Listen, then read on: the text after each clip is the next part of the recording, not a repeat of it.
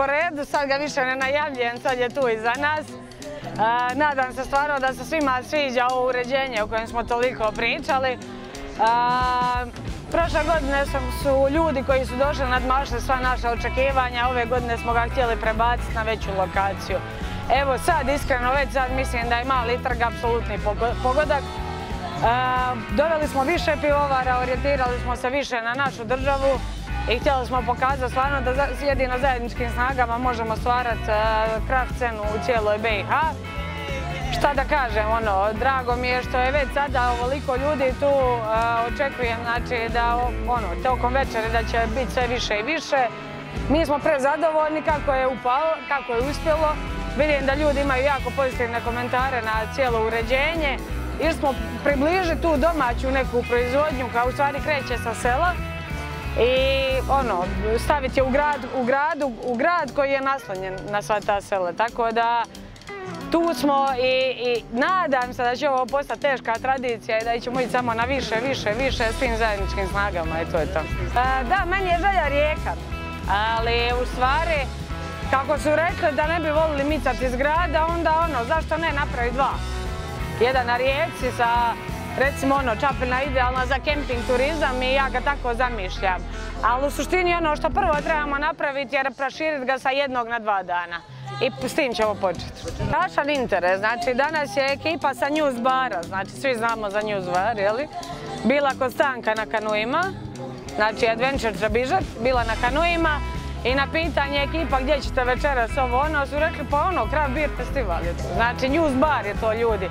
Meni još uvijek nije ušlo u glavu, ali mi je užasno drago što upravo to radimo, znači grad, lokalci definitivno, ali ajmo i šire, jer znate kako sam rekla u prošlom intervjuu, ajmo pokazati ljudima kako se to radi. Dobro večer, ja sam Ivan Kitić, dolazim iz Sarajeva, predstavljam 84 Olympics Craft Brewery iz Sarajeva. I uvijek u Hercegovini, uvijek lijepo, divno. Mi se predstavljamo večera sa 3 piva, to je Indian Pale Ale, American Pale Ale i Kölsch. Počela prodaja kako je temperatura malo pala, malo se približavamo noći, povećao se broj učesnika i povećao se ne učesnika nego ljudi koji dolaze.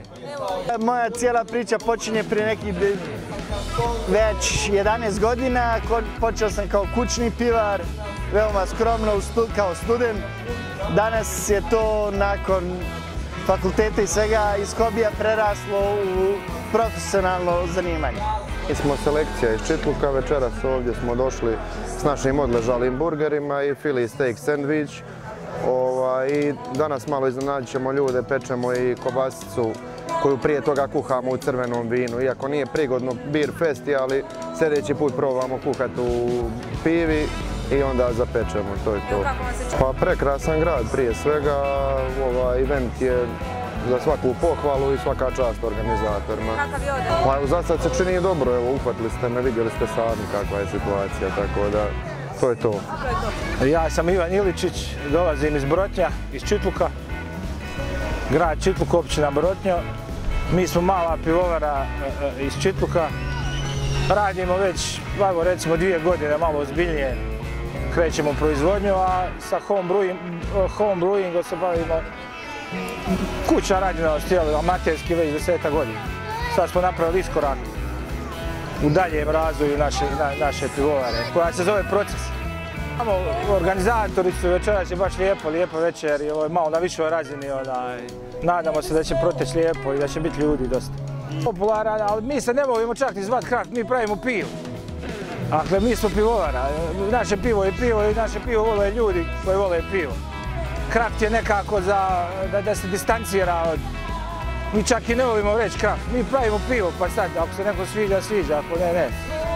Ja sam Jurica Buljan, dolazim iz Vrgorca, to jest nekadašnje ulice Oslobođenja, Julijske, a danas Ilija Strahimire Kranjčević. Ja sam rođeni Čapljinac koji je otišao na studij prije 46 godina i svi 46 godina svoje ljeto provodim kod svoje kuće u Čapljini, tako da svjedočim ovoj događanjima u našem gradu tijekom ljeta osim onih par godina dok je bio Domovinski rat, kad nisam mogao dolaziti. I evo sad sam se uspio 2 puta cijepiti, prijeći granicu da mogu posjetiti svoje roditelje i svoje ljeto provesti u svojoj Čapljini. Naime, krenuo sam sa jalijašem ipom i burgerom, sjajnim burgerom sa ostalim mesom, pa sad ću malo dalje krenuti po ostalim pivima. Uvijek se nešto lijepo događa tijekom ljeta u Čapljini. Svjedočim prije par godina zapravo u neka druga bolja vremena kada smo u Mogorilu gledali prekrasne kazališne predstave Teatra Exit.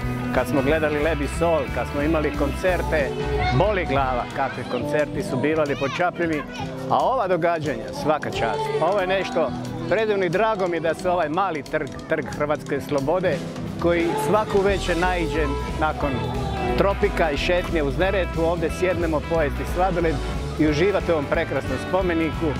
I stvarno nam je predivno mojoj supruzi i meni što se svake godine cijelo ljeto provedemo u svojoj Čapljini. Ja sam Gordana Zlatkovski iz Beograda. Fino, jako fino. Čapljina je uvijek bila lepa i dalje je lepa. Za sad je dobar, ali evo, vidjet ćemo dalje kako će Rambo Lemon pivo 10.